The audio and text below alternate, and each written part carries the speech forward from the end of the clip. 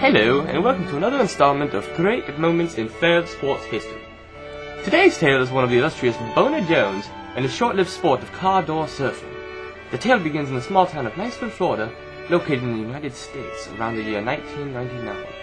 Boner Jones, along with his longtime companion Stephen Mitchell, set out for a long day of one of their favorite pastimes called off-roading, or better known in that area as mudding. The two young lads set out for one of the most infamous locations known to mankind.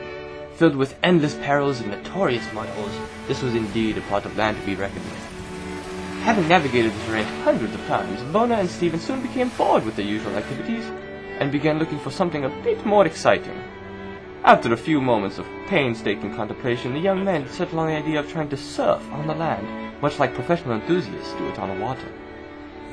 With this plan in mind, they recruited the assistance of Stephen's younger and more naive brother, Daniel Mitchell, to do the initial testing. The initial tests were complete failures, and it wasn't long before tragedy struck the group. Teams, while attempting to test an old replier found in the dense Florida jungles, Daniel Mitchell was ejected into 3 feet of putrid radioactive mud and promptly drowned.